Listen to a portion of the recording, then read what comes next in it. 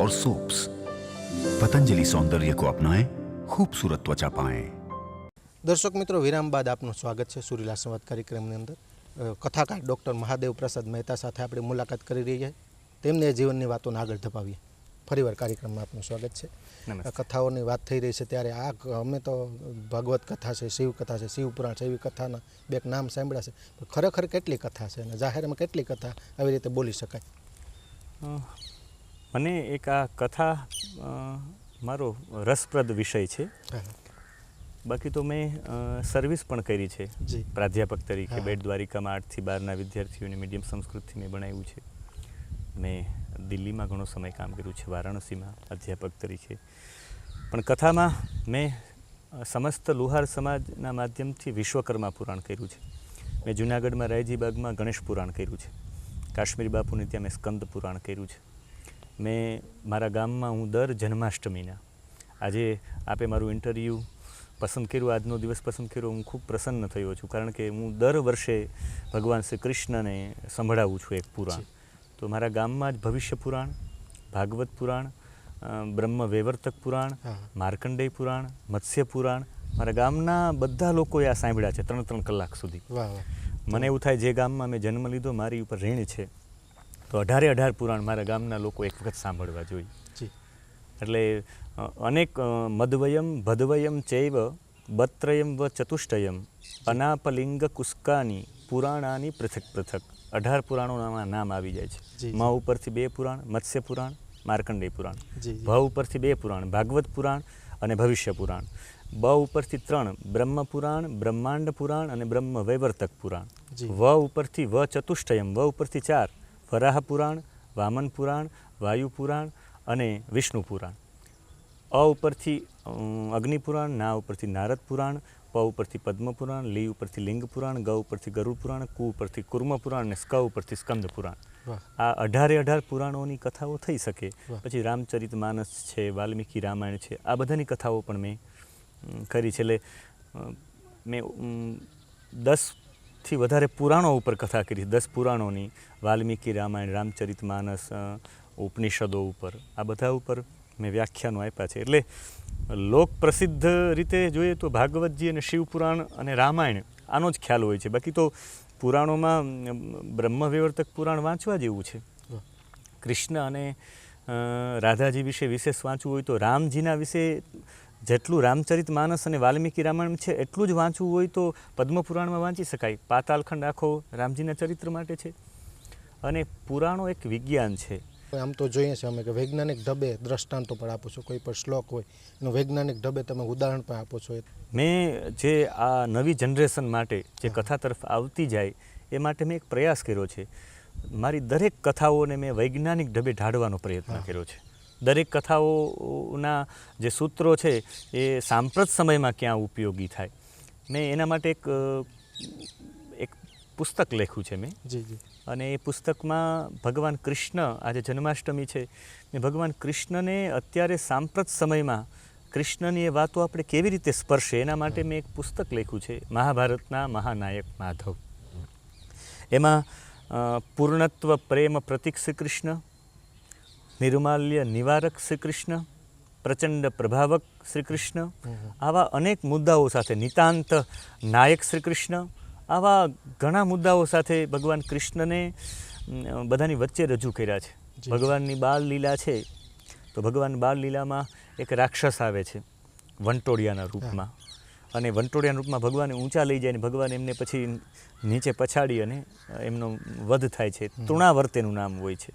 તૃણાવર્તની વ્યાખ્યા એ થાય છે, તૃણવત અખિલમ વિશ્વમ આવર્તયતિ ઇતિ તૃણાવર્ત।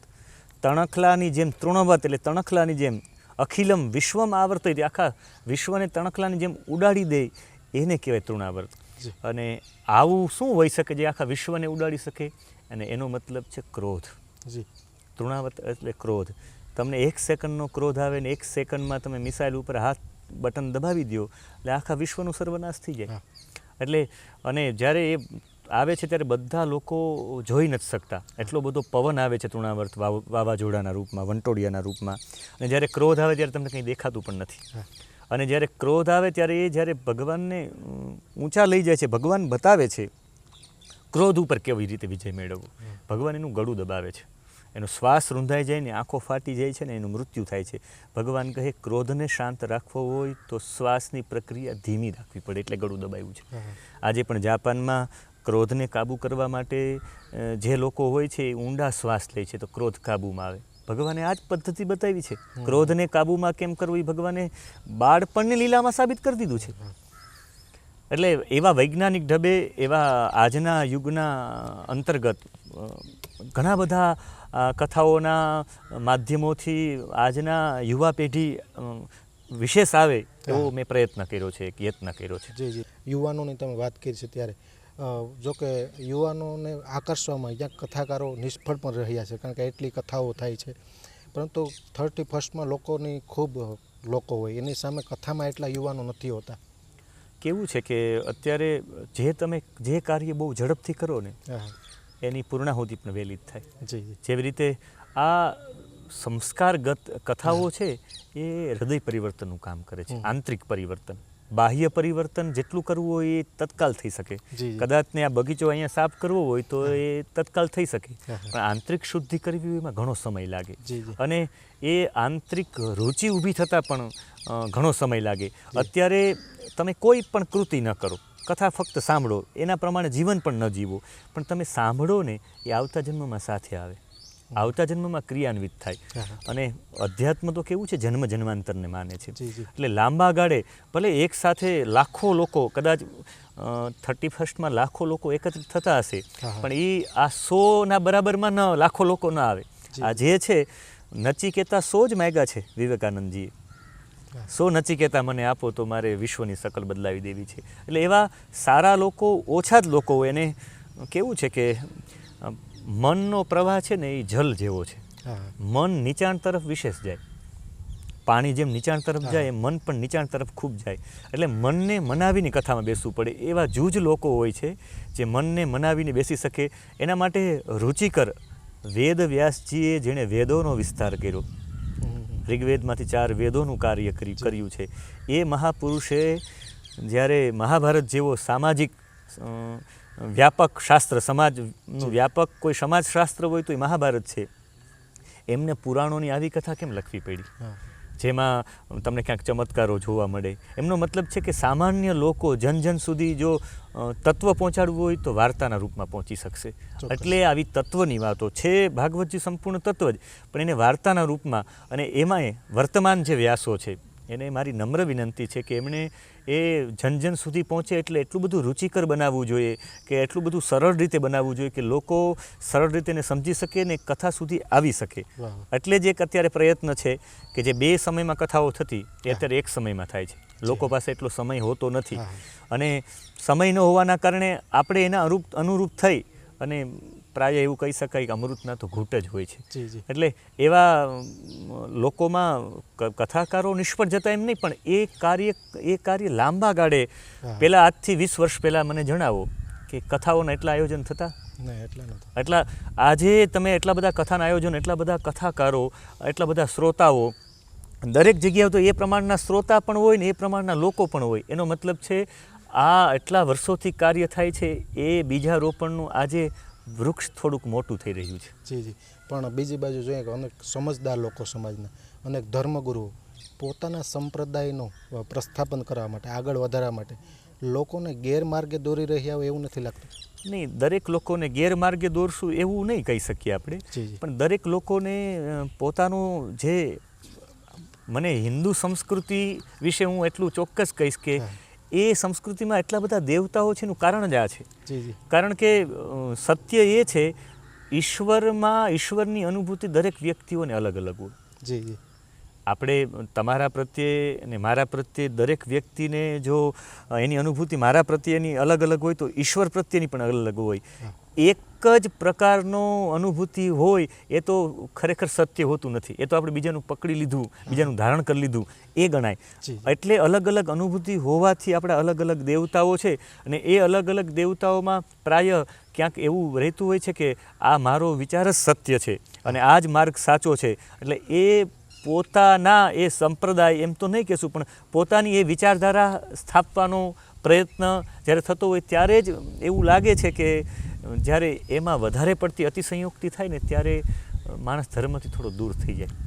થોડી અધ્યાત્મ જગતમાં પણ આપણી સંસ્કૃતિમાં એટલા બધા દેવતાઓ તમે કોઈને પણ પસંદ કરી શકો.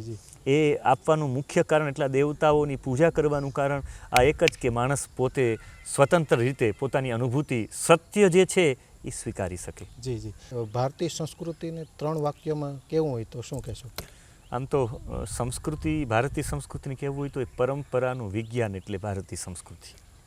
આખું પરંપરાનું વિજ્ઞાન છે ને એ વિજ્ઞાન એકથી જેવી રીતે અત્યારે તુલસી કેટલા ઉપયોગી છે એના વિશે ઘણા બધા ગ્રંથો આપણે વાંચીએ ને એનો ઉકાળો બનાવીએ આ બધું, પણ જો પૂર્વમાં એની ઉપયોગિતા બતાવવામાં આવેલી હોત તો આપણે તુલસી આપણા ઘરમાં હોત નહીં.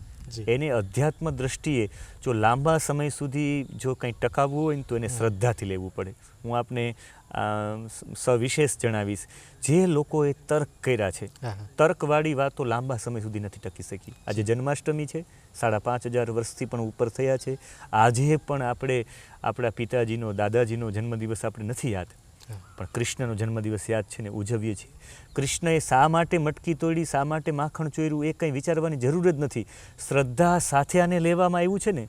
શ્રદ્ધા એટલે લોકો અંધશ્રદ્ધા અને શ્રદ્ધાને શબ્દ વાપરે છે. અંધશ્રદ્ધા શબ્દ જ ખોટો છે. શ્રદ્ધા કોઈ દિવસ અંધ હોતી જ નથી. શ્રદ્ધાની વ્યાખ્યા છે પ્રતીતિપૂર્વકની સ્વીકૃતિ, એનું નામ શ્રદ્ધા. એક વખત તમે હોલ્ડરમાં આંગળી પધરાવી દો, સોટ લાગે, પ્રતીતિ થઈ ગઈ છે. પ્રતીતિપૂર્વકની સ્વીકૃતિ એ કોઈ દિવસ અંધ હોતી જ નથી. એક વખત તમે મધ ચાખી લ્યો એ તમારી પ્રતીતિ થઈ છે. પછી મધ વિશે વાંચવું, એના વિશે કોઈ પાસે સાંભળવું એ તમારો વિશ્વાસ છે, પણ આ તો તમારી શ્રદ્ધા છે. એટલે એવી અનુભૂતિજન્ય લોકોએ કૃષ્ણને અનુભવથી લીધા છે ને, શ્રદ્ધાથી લીધા છે, એટલે કૃષ્ણ આપણી વચ્ચે છે. બાકી તો એવી ઘણી બધી વનસ્પતિ છે જેના અત્યારે આપણે નામે યાદ નથી. એ તુલસીથી પણ વિશેષ ઉપયોગી છે, પણ જેને ધર્મ સાથે જોડી લેવામાં આવી છે ને એ લાંબો સમય સુધી ટકે છે. એટલે આપણા ઋષિ વૈજ્ઞાનિક હોવા છતાં પણ વિજ્ઞાનની વાત ન કરતા ધર્મ સાથે જોડી રાખી છે. અત્યારે સમય આવી ગયો છે કે ઋષિઓની આ કૃતિઓને કોઈ એની અવલેહના ન કરે કે આમણે આવું આપણા સંસ્કૃતિમાં ઘુસાડી દીધું છે. એ ઋષિઓની અવલેહના ન થાય એટલે મારો એક યત્ન છે કે અત્યારે મારું PhD જ એના ઉપર છે, ધર્મશાસ્ત્ર ઉપર.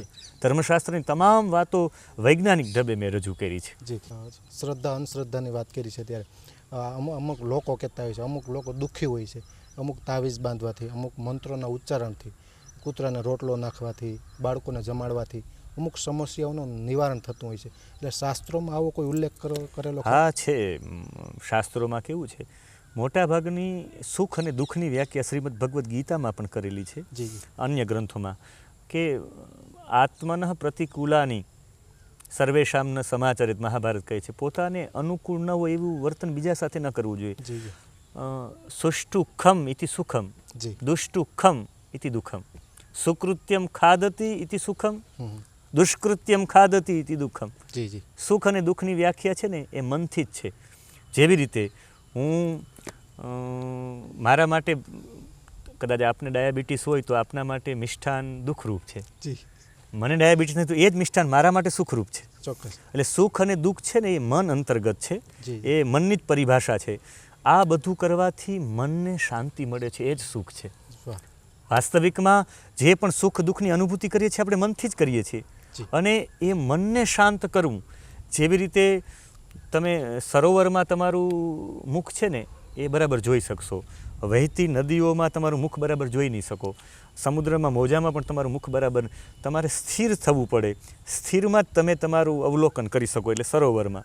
એમ આપણું જે મન છે ને એને સ્થિર કરવા માટેના પ્રયોગ છે આત્મસંતુષ્ટિ. અને આત્મસંતુષ્ટિ થાય ત્યારે તમને એ સમયમાં, તમને એક ઉદાહરણ આપીશ. જેવી રીતે એક ગ્લાસની અંદર પાણી ભરેલું છે, એમાં નિમક પધરાવી દો. નિમક પધરાવી દીધા બાદ હવે એટલું બધું હલાવી નાખવામાં આવે તો હવે એમાંથી નિમક અલગ કરવું એ શક્ય છે? તમારે પાણીનો ગ્લાસ પણ પીવો છે, તમે ખારું પી શકો એમને, તો કરવાનું શું?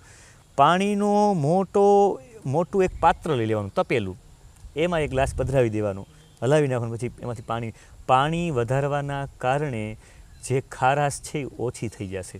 આવા બધા કાર્ય કરવાથી તમારું દુઃખ જશે નહીં, નિમક ઓછું નહીં થાય, મીઠું ઓછું નહીં થાય, ખારાશ જશે નહીં, પાણી વધી ખારાશ ઓછી થઈ જશે. આ બધા કર્મોથી તમે એટલા સમય એમાં પ્રવૃત્ત રહેવાના કારણે મંત્ર જાપ, કૂતરાને રોટલો આપો, સત્કર્મ કરવાથી તમારું મન એટલા સમય સુધી એમાં શાંત રહેશે અને શાંત રહેવાના કારણે આ ભક્તિરૂપી સત્કર્મરૂપી પ્રવાહના રૂપે ઓલી ખારાશ તમને ઓછી લાગશે. જી જી. સમાજની પ્રથાની વાત થઈ રહી છે ત્યારે આમ તો સમૂહ લગ્નની વાત કરીએ તો રામ વખતથી સમૂહ લગ્નની એક પ્રથા છે.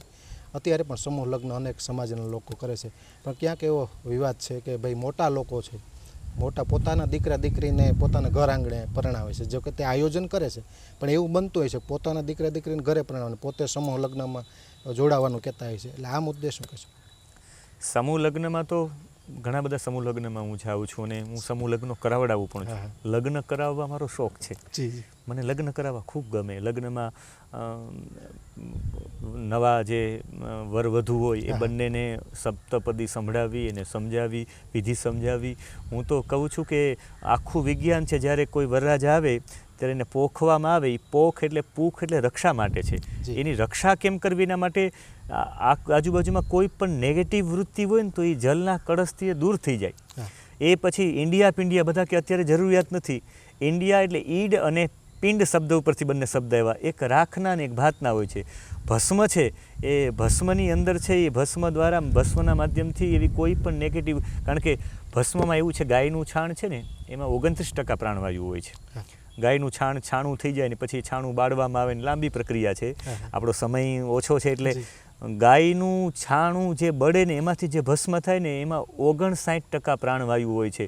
બધા લોકો કાર્બન ડાયોક્સાઇડ છોડતા હોય, ત્યારે વરરાજાને પ્રાણવાયુની જરૂરિયાત હોય ને એટલે ઓલા ઇન્ડિયા પિંડિયા પગથી માથા સુધી ફેરવે છે ને પ્રાણવાયુ આપવાની પ્રક્રિયા છે. તોરણ નીચે જ હોય છે અને તોરણ પ્રાયઃ આસોપાલવના હોય છે. આસોપાલવનું પાન તોડી લીધા બાદ પણ 36 કલાક સુધી ઓક્સિજન આપે છે. એટલે ઓક્સિજન આપવાની પ્રક્રિયા. અને ભાત છે શક્તિવર્ધક છે. જેટલા લોકો ભાત બનાવતા હોય જોજો, ભાત બનાવવાળો જમી નહીં શકે. ભાતનું ઓસામણ પી લ્યો, ભાતની સુગંધ લઈ લો તો તમને ભૂખ મરી જાય. એટલે એક પ્રકારની ભાત છે ને શક્તિવર્ધક છે, એની ગંધ પણ શક્તિવર્ધક છે. એટલે ભાતના પીંડથી એને શક્તિ આપવાનું કાર્ય. અને પછી જમીનમાં જલ નીચે પધરાવે, એ જલનો ચાંદલો અહીંયા કાન ઉપર કરે, કારણ કે એ માટીનો. અને હંમેશા તમને ક્યારે આગિયો કે માખી કંઈ કરડે ઝેરી, ત્યારે તમે માટી જ લગાડશો તો એનું ઝેર નીકળી જશે. કદાચ કોઈમાં ક્રોધ હોય ને તો સૌથી પહેલો ક્રોધ આંખમાં, હોઠમાં, નાકમાં નહીં, કાનની બુટીમાં આવે. પહેલાં એની લાલ કાનની બુટી થાય, ખબર પડે કે માણસ ક્રોધી થયો છે. તો સૌથી વધારે ઝેર પહેલાં હોય તો અહીંયા જ લગાડવામાં આવી માટી, એટલે એ ક્રોધરૂપી ઝેર પણ નીકળી જાય. એટલે વરરાજાજી 3 કલાક સુધી એમને કંઈ બોલાવીને બેઠા રહી. એટલે આ લગ્ન પદ્ધતિમાં, સમૂહ લગ્નોમાં સમ ગચ્છધ્વમ સમ વદધ્વમ સમાજસ્ય સમગ્રસ્ય રચના તાદૃશી કૃતા પરસ્પરપેક્ષિતમ સર્વમ સાફલ્યમ સહયોગત. આખા પરમાત્માએ આખા સમાજની, સમાજસ્ય સમગ્રસ્ય, આખા સમાજની રચના તાદૃશી કૃતા, ભગવાને રચના તેવી રીતે કરેલી છે. પરસ્પરપેક્ષિતમ સર્વમ, એકબીજાને અપેક્ષિત છે. સાફલ્યમ સહયોગત, સફળતા જોતી હોય તો સહયોગ વિના શક્ય નથી. મને બતાવો કે તમે તમારા ઘરે પ્રસંગ કરો એનો આનંદ અને એની સફળતા કેવી હોય, અને તમે સમૂહમાં જ્યારે જોડાવ ત્યારે એનો આનંદને. સમૂહ લગ્ન પૈસા બચાવવા માટે કે સમય બચાવવા માટે નથી, પણ સંગચ્છધ્વમ, અમે એક સાથે રહીએ. આપણે એક સાથે કેટલા બધા લોકો જમવામાં સાથે બેસીને જમતા હોય ને એકલા જમતા હોય એનો અનુભવ કેવો છે. મારી દ્રષ્ટિએ લગ્નનો એટલો જ. સામૂહિકમાં હજારો લોકો એમાં જોડાય, એ બધાનો પ્રેમ, એ બધાનું વાત્સલ્ય, એ બધાનું ભોજન, એક પ્રકારનો એ તમારો એ લગ્ન પ્રસંગ ઉત્સવ બનાવવો હોય ને તો સમૂહ લગ્નમાં જોડાવાય. અને જેટલા મોટા લોકો છે એને એમ થાય કે મારા ઘરે પ્રસંગ હું આવીશ, હું બોલાવીશ તો બધા આવશે, બધા એવી હોય. પણ જે રીતે એક સામાન્ય માણસ પણ સમૂહ લગ્નમાં આવીને અંતરના આશીર્વાદ આપીને જે આનંદ પ્રાપ્ત કરીને જાય છે, એ તમારા ઘરે પ્રસંગમાં નથી કરી શકતો. એને એ સમય જ્ઞાતિને જોવા માટે મળે, કુટુંબને જોવા માટે મળે, એટલા બધા લોકો એકસાથે મળે. એ મેળાનો જે આનંદ હોય ને એવો સમૂહ લગ્નનો છે. એટલે વર્ષમાં ગામ સામૂહિક, અમારા ગામના એ તો એક સંકલ્પ કરેલો છે ઉમરેઠી ગામના યુવાનોએ કે એક જ લગ્ન થાય સામૂહિક, અને સમૂહ લગ્નમાં દીકરીઓ એક સાથે પરણી જાય. એમાં દીકરાઓ પણ, અમારે તો ગામમાં દીકરીનો પ્રસંગ હોય તો પહેલાં એક શરત હોય છે કે સમૂહમાં લગ્ન થશે. એટલે દરેક ગામોમાં સમૂહ લગ્ન થવા જોઈએ, જેના કારણે સમય, જેની કારણે સદ્દ્રવ્ય, એની સાથે આનંદ અને ઉત્સવથી એક જ દિવસનો પ્રસંગ આનંદથી માણી શકાય. તમે આમ તો અનેક શાસ્ત્રોનું જ્ઞાન લીધું છે, ત્યારે મારે એજ્યુકેશનની પણ વાત કરવી છે. ગુજરાતનું એજ્યુકેશન કેવી રીતે મૂલવું, એજ્યુકેશન કઈ ભાષામાં હોવું જોઈએ? માતૃભાષામાં જોવું જોઈએ. જી જી અત્યારે બધા મીડિયમ અંગ્રેજીથી ભણે છે, પણ માતૃભાષાનું શિક્ષણ હોય એકદમ દ્રઢ બને છે. અને માતૃભાષાના કારણે જ જે એના ગર્ભમાં સંસ્કારો હોય છે ને, હા હા એ ગર્ભના સંસ્કાર પણ માતા ભલે એ અંગ્રેજી ભણાવતા હોય, પણ જે એનો વ્યવહાર છે, હા, હા. એની લૌકિક જે પ્રક્રિયા છે, એ તો એ જ ભાષામાં હશે. એટલે ગર્ભ ઉપર જોવા જઈએ તો સંસ્કાર માતૃભાષાના જ પડેલા છે. જી, હા. એ છે એ ગર્ભ પછી જ્યારે બાળક બહાર આવે ત્યારે આજુબાજુનું વાતાવરણ પણ માતૃભાષાનું જ વાતાવરણ છે. ચોક્કસ. એટલે માતૃભાષાથી થવું જોઈએ ને. હું જ્યારે મીડિયમ સંસ્કૃતથી જ આ બધું ભણ્યો છું. નહીં તો હિન્દી ફિલ્મના 250 જેટલા ગીતો પણ મેં સંસ્કૃતમાં ટ્રાન્સલેટ કર્યા છે. જી જી મેં ઘણી બધી ધૂન, ઘણા બધા ભજન, મુझे मेरी मस्ती कहाँ लेके आई, મેં સંસ્કૃતમાં બનાવેલું છે. આ શ્રાવણ માસ ચાલે છે તો શંભો શરણે પડી માગું ઘડી રે ઘડી, મેં સંસ્કૃતમાં બનાવેલું છે. આરોગો ને નંદલાલા, મારા પ્રેમની થાળી, એ હું આજે આ બધું સંસ્કૃતમાં બનાવી શકું એનું કારણ છે કે મેં મીડિયમ સંસ્કૃતથી ભણેલો છું. એ જ ભાષામાં ભણેલો છું. વાહ. એ ભાષામાં ભણેલો છું એટલે એ ભાષા એટલી બધી દ્રઢ થઈ ગઈ છે. જ્યારે અત્યારે જેવી રીતે આપણે જામનગર એમ બોલવું પડે, પણ જામનગર બોલીએ તો એ વ્યાકરણની દ્રષ્ટિએ જામનગર બોલીએ છીએ, અશુદ્ધ બોલીએ છીએ. જી જી આવું બોલવાનું કારણે આપણું શિક્ષણ છે ને એ આપણી માતૃભાષામાં નથી થયું. એટલે આપણે આપણી મૂળ ભાષા પણ નથી જાણતા હા. અને બીજી ભાષાઓ પણ નથી જાણતા. જી જી જેવી રીતે આપણે અંગ્રેજી ભણવા માટે જઈએ તો આપણું વાતાવરણ એવું સતત નથી મળવાનું, કારણ કે એમાં પણ પ્રવીણ નથી થતા આપણે, હા હા બીજી અન્ય ભાષામાં પણ નહીં. અને શિક્ષણની જે પરંપરા છે, શિક્ષણની પરંપરામાં મારો એક અંગત અભિપ્રાય એવો છે કે બાળકોને આપણી સંસ્કૃતિથી જો પરિચિત કરવા હોય, આજે લગભગ લોકો સંસ્કૃત વિષય રાખે છે, પણ સંસ્કૃત વિષય રાખવાથી એ સંસ્કૃતનો કોઈના શ્લોકનો અર્થ કરી નાખવો, કોઈ ઉપર શ્લોક બનાવવો એવું નથી કરી શકતા. કારણ કે એને એક વિશેષ વિષય તરીકે રાખવામાં આવ્યો છે કે તમને પસંદ હોય તો રાખી શકો, બાકી ન રાખી શકો, એવી રીતે વિષય રાખવામાં આવ્યો છે. એટલે કદાચ મને એવું છે કે સંસ્કૃતમાં આપણે સંસ્કૃતના શ્લોકો કે વેદોમાં જેટલું જાપાન અને જર્મની જેટલો આપણા ગ્રંથોનું અધ્યયન કરે છે એટલા આપણે નથી કરી શકતા. જી જી તમે જે ગીતો ટ્રાન્સલેટની તો વાત કરી છે, ભક્તિ ગીતોની, પણ અમે સાંભળ્યું છે કે ભક્તિ ગીતો અનેક લખો પણ છો, એટલે આપ ગીતો લખો? હા, ગીતો પણ મેં ઘણા બધા લખ્યા છે. જેવી રીતે ગીતા ગાવો આજથી, ગીતા ગાવો પ્યારથી, ગીતા ગાવો જ્ઞાનથી, ગીતા ગાવો ધ્યાનથી, એ બનાવેલી છે. બીજું અમે વારંવાર દયાળુ દ્વારિકાવાળા રે દયાળુ, એ ધૂન અમે પોતે બનાવેલી છે. બીજું એવી ઘણી બધી રચનાઓ છે સંસ્કૃતની, ગુજરાતીની, એવી ધૂન, ભજનો. જ્યારે જ્યારે મને અવકાશ મળે ત્યારે મેં સંસ્કૃતમાં પણ એક શતક લખ્યું છે આખું, જી જી 100 શ્લોકોનું. એટલે આ મારો રુચિનો વિષય છે. એટલે જ્યારે જ્યારે સમય મળે ત્યારે હું એના ઉપર કંઈક ને કંઈક લખું જ છું. જી જી પણ જતાં જતાં આમ તો અત્યારે સોશિયલ મીડિયાનો ક્યાંક દુરુપયોગ પણ થઈ રહ્યો છે, સદુપયોગ પણ થઈ શકે. ટૂંકું જ્ઞાન આવે છે, ટૂંકું જ્ઞાન એટલે સમજદાર લોકો પણ ક્યાંક વિવાદમાં સપડાઈ જાય છે. અત્યારે કેવું છે કે આ આખો સોશિયલ મીડિયાનો જ આખો યુગ છે. જી. એટલે એ માધ્યમમાંથી ક્યારેક કયા અર્થમાં કેવી રીતે કેમ બોલાણું હોય, હા હા એ ક્યારેક કોઈ પણ પ્રસંગ તમારે પુરાણમાં વાંચવો હોય હા હા તો પૂર્વ પરનો સંબંધ જોવો જ પડે. અને પૂર્વ પરનો સંબંધ જોવો પડે. બીજો હેતુ જોવો પડે કે મુખ્ય હેતુ ક્યારેક કોઈ ઓલા હેતુ માટે, કોઈ ઉચ્ચતમ હેતુ માટે ક્યારેક આપણે કોઈને ફટકાર પણ લગાડવી પડે. હા. પણ એનો આપણે મારે છે તો એનો મતલબ છે આપણે મારવા માટે નહીં, આપણા સુધારણા માટે.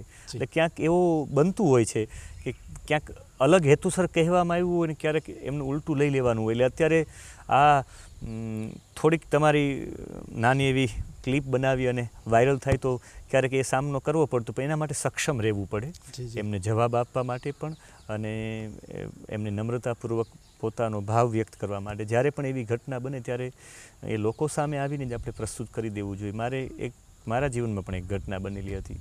મેં એક પ્રસંગમાં એક ઉલ્લેખ કરેલો હતો, તો એ પૂર્વમાં હું બોલેલો હતો કે એ આખી ઘટના હતી કે આ જે આખું ચળવળ થઈ, આ ચળવળમાં આ વ્યક્તિ મુખ્ય હતા, પણ મારે આજે એ વ્યક્તિનું નહીં, એના જીવન વિશે તો હું ઘણી વખત બોલ્યો છું, મારે આ વ્યક્તિના જીવન વિશે બોલવું. જેવી રીતે સુખદેવ, રાજગુરુ અને ભગતસિંહ ત્રણેય લોકો એ ચળવળમાં હતા, પણ ભગતસિંહનું ઘણા લોકો બોલતા હોય તો મારે આજે સુખદેવજીનું જ બોલવું છે, તો કે રાજગુરુનું બોલવું છે.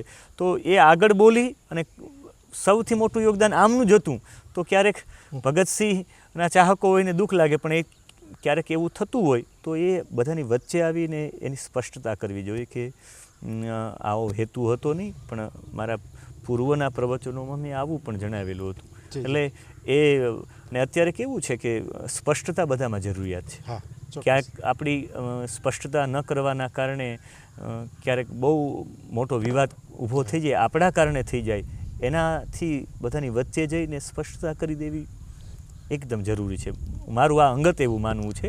એટલે પૂર્વ પરનો સંબંધ જોઈને કયા હેતુથી છે એ સમજીને આપણે સમજવું જોઈએ, અને કદાચ ન સમજે તો આપણે સામે જઈને, કારણ કે આપણું તો એ જ કાર્ય છે, વ્યાસના વિચારો ઘરે ઘરે સુધી પહોંચાડવા, એ જ અમારું કર્તવ્ય છે. હું આ શિક્ષણ જગતમાંથી હું અધ્યાત્મ જગતમાં આવવાનું પાછળનું કારણ જ છે કે આ એટલું અધ્યયન કરેલું છે એ જન જન સુધી પહોંચે. ત્યાં તો સ્કૂલ સુધી જ કે કોલેજ સુધી જ સીમિત રહેશે, પણ એક વર્ગમાંથી વિશ્વ શિક્ષક તરફ જવાની જરૂરિયાત છે. ધન્યવાદ મહાદેવ પ્રસાદ, અમારા સુરીલા સંવાદ કાર્યક્રમની અંદર જોડાણા, તમારી જીવનની વાતો કરી, આધ્યાત્મિક, ધાર્મિક, શાસ્ત્ર તમામ વાતો કરી, એ બદલ ફરીવાર ડીડી ભારતી વતીના અમારા સુરીલા સંવાદ કાર્યક્રમ વતી આપનો ખૂબ ખૂબ આભાર. મને પણ ખૂબ આનંદ થયો. આપના આ સંવાદ કાર્યક્રમનો હું આજે સાક્ષી બન્યો, અને એ પણ જન્માષ્ટમીના દિવસે. એટલે આપને પણ જન્માષ્ટમીની શુભકામના. ધન્યવાદ. આપને જય શ્રી કૃષ્ણ. જય શ્રી કૃષ્ણ. તો દર્શક મિત્રો, આ હતા કથાકાર મહાદેવ પ્રસાદ મહેતા. તેમની જીવનની વાતો કરી, સત્સંગ રૂપી વાતો કરી, શાસ્ત્રોની વાતો કરી, આધ્યાત્મિક વાતો કરી કે જે સમાજને ઉપયોગી છે એવી ઘણી વાતો કરી. આવા અનેક કથાકારોને પણ ભવિષ્યમાં આપણે મળતા રહીશું. બાકી દેશ અને દુનિયાના તમામ કલા, સંસ્કૃતિ અને સંગીતના કાર્યક્રમો માટે આપ જોતા રહો ડીડી ભારતી.